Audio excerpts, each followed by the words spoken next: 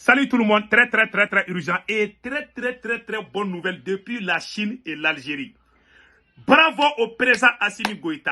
Mes chers amis, le président Assimi Goïta vient de démasquer le plan machiavélique des autorités algériennes contre le Mali concernant les attaques de Tinzaouaten. Le président Assimi Goïta, merci pour cette raclée que vous venez de donner aux ennemis du Mali. Depuis à Beijing, à Chine. Donc mes chers amis, la deuxième bonne nouvelle aujourd'hui, le Burkina Faso vient de recevoir des nouveaux matériels militaires, des nouveaux équipements militaires, des drones, des avions de chasse, des hélicoptères, des blindés, des chars, des fusils, toutes sortes. C'est fini pour les terroristes au Burkina Faso. Les ennemis du Burkina vont mal dormir ce soir parce que le capitaine ne blague pas. Nous disons bravo au capitaine Ibrahim Traoré. Nous disons aussi bravo au général Tiani. Mes chers amis, il y a bonne nouvelle au Niger.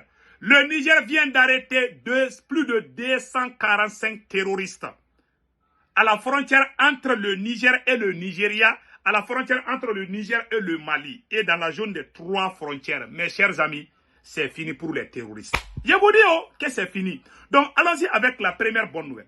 Le président Assimi Goïta vient de donner une très bonne raclée aux autorités algériennes concernant Tinzaouaten. Écoutons le président Assimi Goïta. De la lutte contre le terrorisme au Mali, le chef de l'État déplore la complicité et le soutien de certains États aux forces du mal dévoilées au grand jour. Alors que nous faisons face à des défis sécuritaires et économiques imposés de l'extérieur, le Mali exprime sa profonde gratitude envers ses partenaires sincères, dont la République populaire de Chine, et apporte un soutien crucial dans notre lutte contre le terrorisme et ses complices étatiques. Les récents événements survenus à Tinzaouaten dans le nord du Mali illustrent malheureusement comment le terrorisme international est cyniquement entretenu, voire encouragé par des forces néocoloniales qui cherchent à perpétuer leur domination sous de nouvelles formes. Et la Confédération des États du Sahel se pose comme une réponse face à la menace qui pèse sur la région. Cette alliance stratégique que j'ai l'honneur de présider pour son premier mandat et s'inscrit dans une vision panafricaine et résolue à défendre et à promouvoir les intérêts communs de nos nations. Elle témoigne de notre détermination collective à construire une architecture sécuritaire à la hauteur des menaces dans l'espace et l'AES, condition fondamentale du développement et de l'épanouissement de nos peuples. Évoquant la gouvernance proprement dite, le président de la transition n'a pas manqué de partager l'expérience et les bonnes pratiques observées par le Mali. Des actions concrètes sont entreprises pour conduire le pays vers la voie de la modernisation. Et cette modernisation est la conséquence naturelle et positive des réformes. Lorsque celles-ci sont réalisées, nous disons merci au président Assimi Goïta. Vous voyez, nous sommes dans une guerre de communication. Le Mali est déjà en guerre contre l'Algérie. L'Algérie a déclaré la guerre au Mali. Et nous sommes déjà en guerre. Pas la guerre physique, mais la guerre de communication. Je dis bien la guerre. L'Algérie est allée mentir contre le Mali. Tout le monde a entendu. Dit que le Mali est en train de tuer les civils, pendant que le Mali est en train de traquer les terroristes.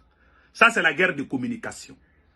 L'Algérie est un pays vraiment...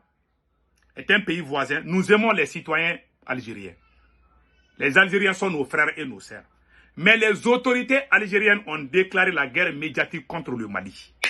Et le Mali a gagné cette guerre médiatique. Ils sont venus, l'Algérie est venue crier aux Nations Unies. Personne n'a écouté. Même les mouches dans les Nations Unies n'ont même pas cru à une seule phrase, même virgule là. Personne n'a cru à l'Algérie. L'Algérie a parlé, on dirait que c'est le vent qui souffle. Personne n'a écouté. Et le Mali les a répondu aux Nations Unies. Et aujourd'hui, le président Assimi Goïta, depuis Beijing en Chine, a démontré A plus B qu'il y a des États voisins du Mali qui sont complices des terroristes.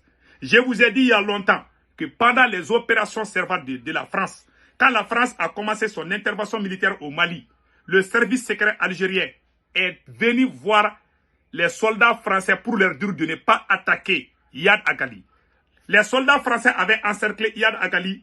Tout d'un coup, les services de renseignement algériens est venu contacter les soldats français pour leur dire de ne pas toucher à Iyad Agali. Ils ont, entre eux-mêmes complices là, des terroristes, ils ont partagé, ils ont fait le partage des gâteaux. C'est pas moi qui ai dit. C'est l'ancien ambassadeur de la France au Mali qui a dit ça. Il a écrit un livre. Il a dit que c'est la France que c'est l'Algérie qui a hébergé Iyad Agali. Il va aller manger, il va aller bien manger en Algérie. Il va bien dormir. Il va se laver en Algérie. On lui donne du café, on lui donne la viande grillée. Il va bien s'habiller, bien manger. Et puis on lui donne les fusils pour venir tuer les Maliens, les Burkinabés et les Nigériens. Quelle ingratitude. Aujourd'hui, le président Assimi Goïta a été clair. Hein? Le président Assimi Goïta a dit que c'est l'Algérie. À Tezamate, il a été clair. C'est l'Algérie qui est venue nous attaquer aux Nations Unies ici. Aujourd'hui, nous sommes en train de gagner. Parce que ce qu'on a dit, c'est la vérité. Le président Assimi Goïta a été clair. Nous félicitons le président Assimi Goïta. Vraiment, ce qu'il a dit aujourd'hui, ça m'a beaucoup plu. Parce que cette affaire du terrorisme, on est fatigué. Nous sommes fatigués de ces problèmes de terrorisme-là. Vraiment, ça nous a fatigués, nos termes, nos oreilles là, on ne peut même plus dormir. Donc nous disons merci au président Assimi Goïta. Mes chers amis, la deuxième nouvelle aujourd'hui, ça c'est les nouveaux matériels militaires. Cette nuit-là,